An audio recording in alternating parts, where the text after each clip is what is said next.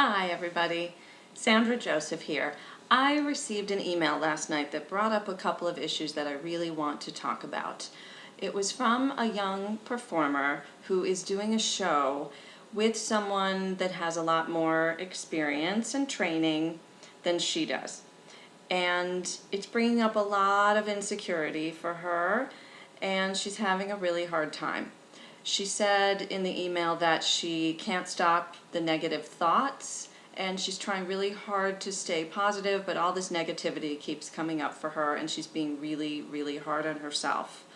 So this one's for you, my little sister, and all the rest of us who have been there with the negative thoughts. And there are a few things that I want to address. First is, for many performers especially, it probably happens whatever field you're in, but for artists and singers and actors, our sense of who we are tends to get tied in to our abilities. We think our voice is us and our acting ability is who we are because it's you're putting out there to the world, right? And the world is judging you based on your voice, your sound, your gifts as an artist. And that can be, of course, an incredibly vulnerable place to be. And the first thing I want to tell you is you are not your voice, you are not your talent. Paula Cole, who's a pop singer that I love, has a line in one of her songs that just really resonates with me. She says, "I am not the person who is singing, I am the silent one inside." And I want you to really think about that. You are not your voice.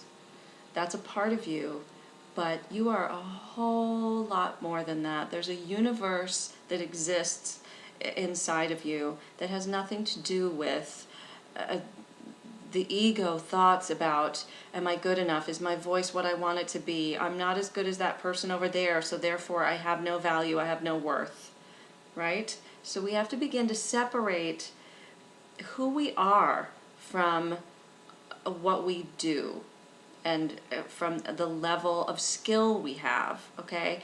The other thing is the ego loves to keep score, right? And we get into that compare and despair thing.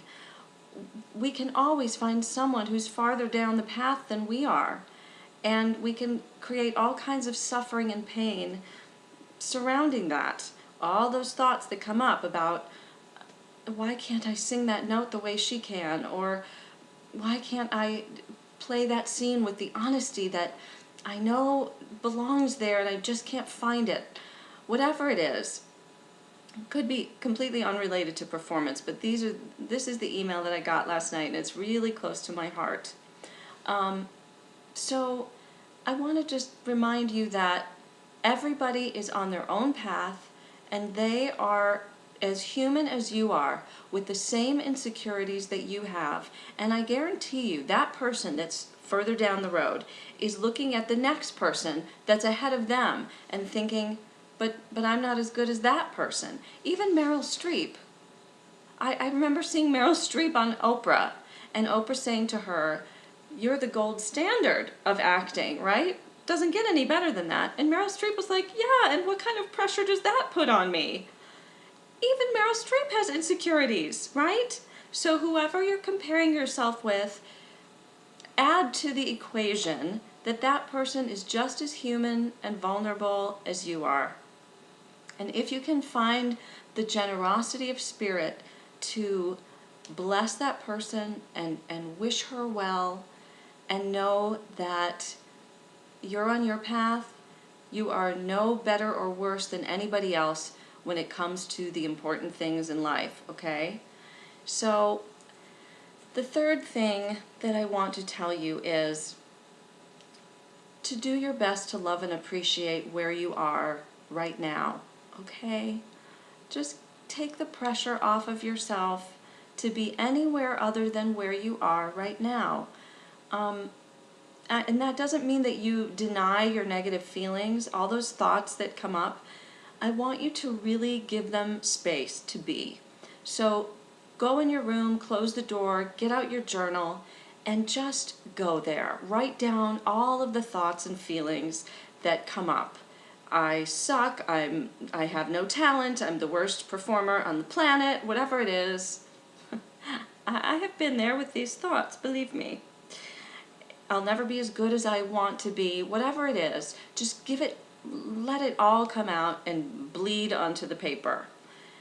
And then it will crest, just like a wave. You know, those thoughts, those feelings, those emotions, if you bring them out into the light, give them their space to be, and then close the book, put it away, realize that just because you think or feel something doesn't make it true, right?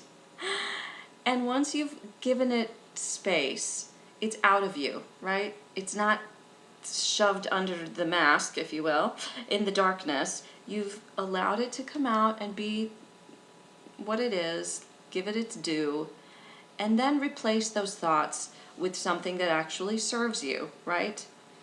So why don't we try the affirmation, I love and appreciate where I am right now.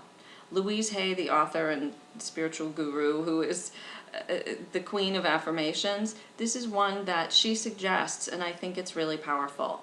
So tell yourself 100,000 times a day, as many times as you can remember to do it. Write it on a little post-it, put it on your mirror, whatever. And it might feel cheesy and ridiculous, but just give it a try. Say to yourself every morning and every night before you go to bed, and during rehearsals when you're looking at this other person who's singing with ease that you don't think you have yet, I love and appreciate where I am right now. Please do that for me, for yourself. I love you. I thank you for stopping by, and I wish you all the best on your journey. See you next time.